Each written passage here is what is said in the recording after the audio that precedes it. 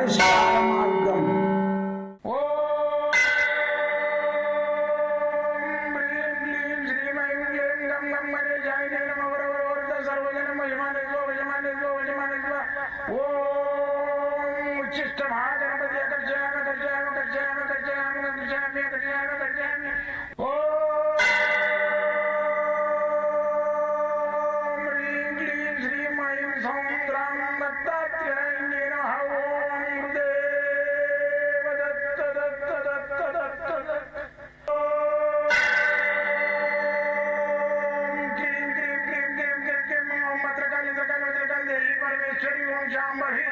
सर्वजन मोचमाने स्वजमाने स्वजमाने स्वम मुद्रकाली मकाली मकाली देवी परमेश्वरी ओम शांभवी अकर्षयामि अकर्षयामि अकर्षयामि अकर्षयामि अकर्षयामि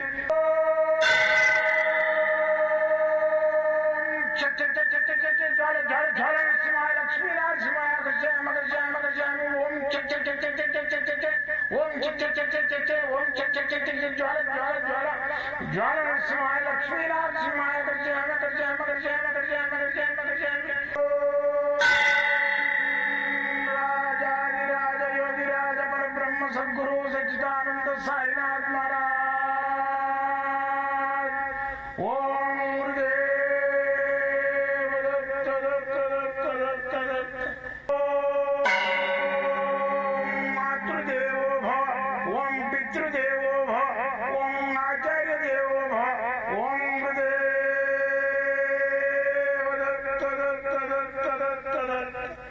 ఓం గురుదేవ దత్త దత్త దత్త దత్త దత్త.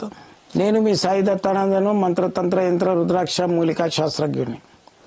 మంత్రముందా తంత్రముందా యంత్రముందా రుద్రాక్షల గురించి ధారణ చేయాలన్నా ఏంది రుద్రాక్షలు అనేటివి, మళ్ళీ హస్త సాముద్రిక అనేది ఏంది ఉన్నాయా, మళ్ళీ వచ్చేసి ఫేస్ రీడింగ్ ఉందా, వాస్తున్నదా, వీటన్నిటి మీద నేను ఎంతో కృషి చేసి అన్వేషణ చేసి 20 సంవత్సరాలుగా దీని మీద నేను అన్వేషణ చేస్తున్నాను. ఎంతో మందికి ఈ మంత్రయంత్రాల ద్వారా నేను రెమెడీస్ ఇస్తున్నా. ఈ రెమెడీస్లో భాగంగా ఎంతోమందికి బాగు జరుగుతుంది. బాగుపడ్డోళ్ళు కొంతమంది నాకు ఫోన్ చేసి చెప్తున్నారు, కొంతమంది స్వార్థానికి వాళ్ళ వరకే వాడుకొని వదిలేస్తున్నారు. కాబట్టి ఇప్పుడు నా దగ్గరకు వచ్చిన వాళ్ళకు బాగా అయితే ఇంకా నలుగురు చెప్పండి. నాకు కస్టమర్స్ కావాలని ఏం లేదు, నేను చూసేదే 5-6 మందికి. కాకపోతే ఏంటంటే మీరు ఒక మనిషికి సహాయం చేసినట్టు ఉంటుంది. ఒక హాస్పిటల్ ఉంది, ఆడ మంచిగా అవుతున్నది, పలానా రోగం ఆపరేషన్ లేకుండా చెప్పండి 10 మందికి, పలానా దగ్గర పోకుండా ఆపరేషన్ అన్నారు కానీ ఆపరేషన్ లేకుండా మందులు ఇచ్చి బాగా చేసిరని అటువంటి చెప్పాలి. అదొక సేవా కార్యక్రమమే. మీ కుళ్ళు కుతంత్రంతో మన వారికే వారుకొని కూర్చొని నిమ్మలంగా సీక్రెట్గా పోయేసి చూసుకో మేము ఎట్లా చేసినాం, ఇట్లా చేసినాం, మనమే బాగుపడ్డాం, అది తప్పు. జీవితం అనేది ఏంటంటే మానవునికి 100% సంపూర్ణంగా వాడు బతకడు, బతికినా కానీ వేస్ట్. 80 సంవత్సరాలు వచ్చిందంటే మిగతా సంవత్సరాలు వాడు బాలకాలి.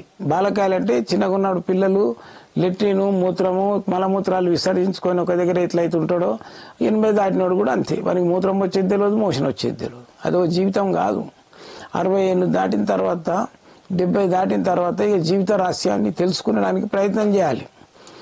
ఎవరికి ఏం చేయాలి, మనము ఏం చేయాలి, మనం ప్రపంచం మీద వచ్చి వెళ్ళిపోతున్నాము, ఏమైనా చేయాలని అనేది. ఒక ట్రైన్ ఎక్కితే అసంటిది మనం ఇంత కార అది తింటాం మిగిలినవి దిగిపోయేటప్పుడు వనికన్నీ చేసి వెళ్ళిపోతున్నాం. మా స్టేషన్ వచ్చిందని.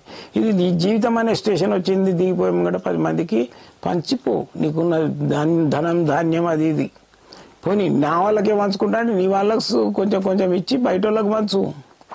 నీ 1,000 కోట్ల రూపాయలు ఆడిడ పెట్టేసేసి బినామీలు పెట్టిపోయి చచ్చిపోతున్నాడు. ఆ బినామీల అదృష్టం, వాడు పెట్టేసి వాడు వస్తాడు, వాడు కూడా వాడుకోడు. ఇట్లాంటివి క్రియలు ఏదైతున్నాయో తన తప్పు. అందుకని ఏం చేయాలంటే నేను ఈ నాస్తిక ప్రపంచంలో కొంతమంది నాస్తిక గ్రూపులు తయారయ్యి ప్రజలను పిడదారగా పట్టించడానికి ప్రయత్నం చేస్తున్నారు. గ్రంథాలు చదివి దాంట్లో విమర్శించడానికి ఏ కథ బాగుందని చెప్పేసి విమర్శిస్తున్నారు. అటువంటి దానికి ఎదురు తిరుగుతున్నాడు నేను. మెయిన్ ఏంటంటే రుణ విమోచన. రుణాలు చేసుకొని బాధపడేటోళ్ళకు, సంతానం లేకుండా బాధపడేటోళ్ళకు, మళ్ళీ వచ్చేసి ఈ లౌకికమైన కోరికలతోటి భార్యాభర్తలు పీకులాడుకోవడం, ఇలాంటి వాటి మీద నా రీసెర్చ్. ఇప్పుడు ఏం చేస్తారు భార్యాభర్తలు ఇంట్లో పోట్లాటలు అవుతాయి. ఎందుకైతే చిన్న చిన్న పాయింట్ల మీద కొట్లాడుకుంటుంటారు. ఏమని ఏమండి నాకు ఇది కావాలి అది కావాలి అంతటి కాదు ఆడు రేపు మా పంటాడు. ఇక దిగదాలకి ఏం చేస్తాడు, తాగుడికి ఇవ్వబడతాడు. అయ్యో మా ఆయన తాగుడికి ఇవ్వబడ్డాడు, ఏమన్నా గురువు గారు తాయితోనో గీతనో ఏమన్నా ఉందా ఆయన వస్తుంది. తాగుడు అలవాటు ఎట్లా పడ్డది, నీ హరాస్మెంట్ తోటి పడ్డది. విమర్శ ఊరికే మనిషి పడి పడదు. కుక్క కాసుంటుంది ఇట్లా ఓ బిస్కెట్ వేస్తే అందుకొచ్చిస్తుంది, రెండోసారి మూడోసారి ఓ బాల్ వేసినాం అనుకో అందుకొచ్చిస్తుంది. ఊరికేస్తుంటే అది బోబో అంటుంది. అంతకంటే అధ్వానం మా భర్త నీకు కాదు. ఇంకా 2 రోజులు ఓపిక పట్టు అని ఊరికే పొడిచి పొడిచి పొడిచి అని కుక్కను తయారు బొగ్గు బొగ్గు అన్నదాకా చేసేసి మా ఆయన నా దగ్గరికి వస్తలేదు, ఆడేదో తిరుగుతున్నట్టుంది, తాగుతున్నాడు విపరీతంగా గురువుగారు అంటే చేసింది నువ్వు. నేను కొందరికి చెప్తా, అమ్మ నువ్వు ఓకే మౌన వ్రతం పాటించు, సండేనో ఏదో ఒక రోజు పెట్టుకో. ఆ రోజు గొడవ అయిందనుకో నేను 1,00,000 రూపాయలు ఇస్తాను. నువ్వు మౌన వ్రతం నాడు గొడవ అయిందంటే 1,00,000 ఇస్తావు. అది మూతి మూసుకుంటుంది, ఇక గొడవ ఎందుకు అవుతుంది. ఏమన్నా అంటే మా ఆయన గొడవ పెట్టుకుంటున్నాడు, మా ఆయన చేస్తాడు. నువ్వు మూతి మూసుకున్నాక గొడవ బంద్ అవుతుంది అంటే తప్పు ఉంది, నీది తప్పు. ఒక ఆమె చెప్పినాడు 40 రోజులు నువ్వు మౌనవ్రతం చేయమ్మా అని. 20 రోజులు అయినాక బిడ్డ వస్తే బిడ్డను పట్టుకొని ఏడుస్తుందంట.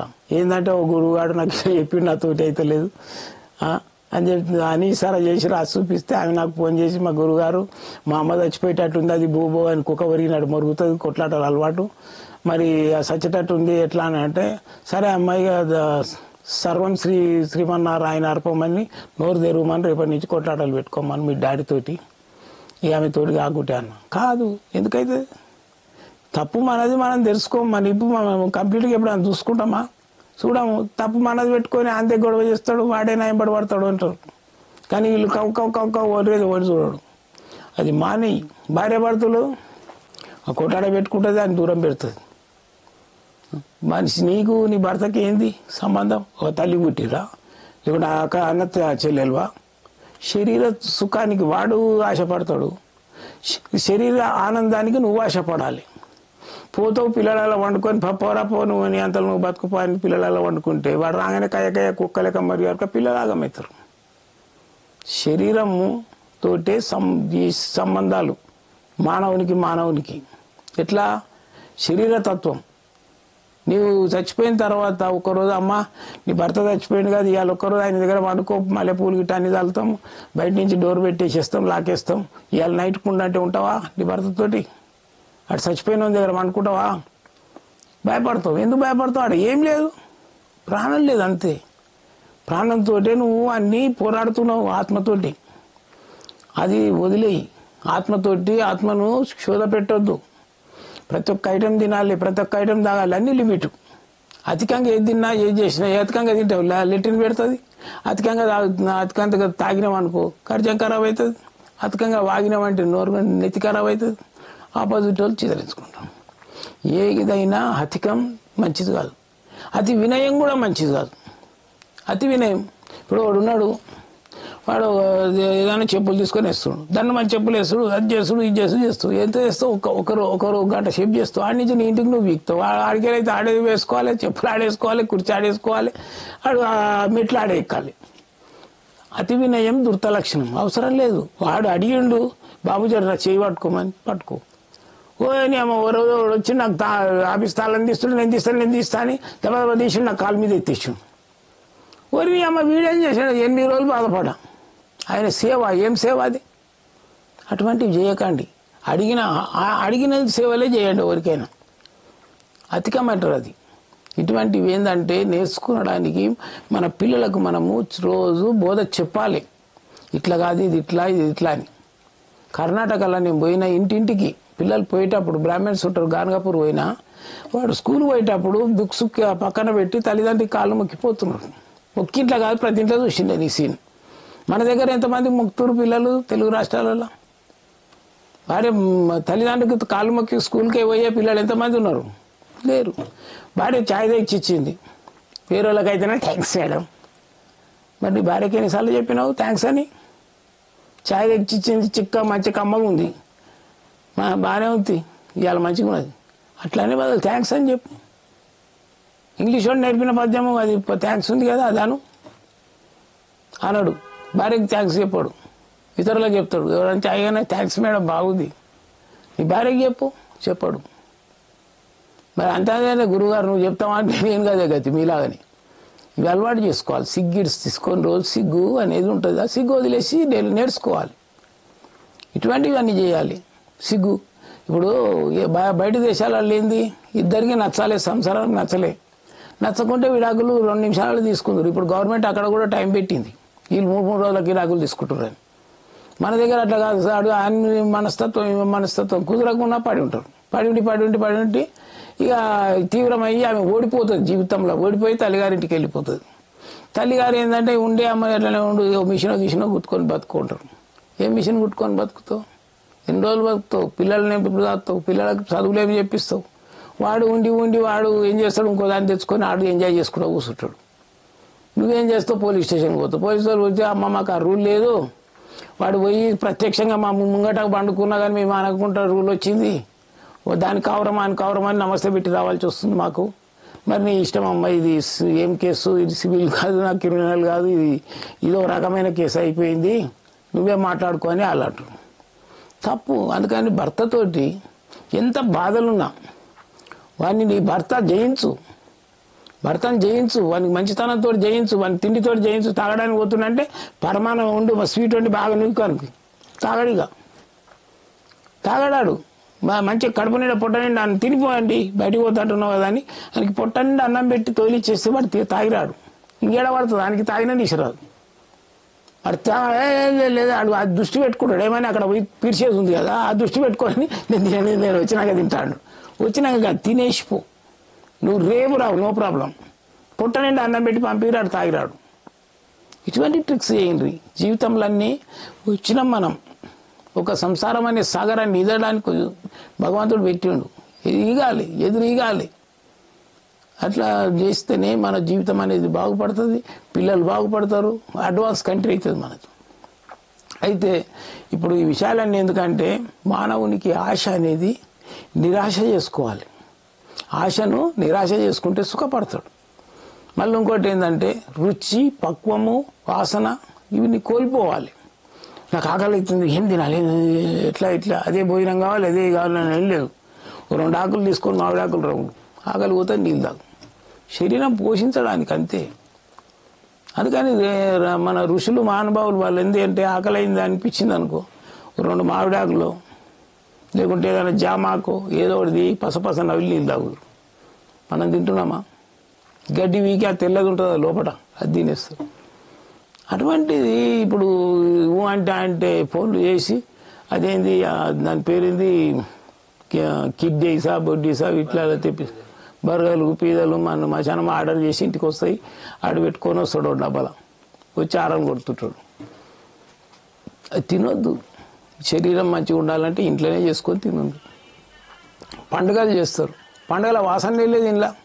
వినాయక చవితి వస్తారు, 4 లడ్డూలు పట్టుకొస్తుండే స్వీట్ హౌస్లో ఓ బొమ్మ కొనుక్కొచ్చి ఆడ పెడుతున్నాడు. తప్పు. మన ఇంటి వాతావరణం రావాలంటే ఆ పండుగకి ఏమేం చేయాలో అవన్నీ చేసుకొని తినాలి. ఇప్పుడు తుమ్మికూర వండుతారు ఇంట్లో, గణేష్ పండుగకు అన్నీ అవి పెడతారు. ఏంటివి? పత్రి, ఆయుర్వేద ఔషధాలు, అవన్నీ రోగాలు బాగా వాసన మన ఇంట్లో ఉంటే 11 రోజులు ఇలాంటివి చేయాలి.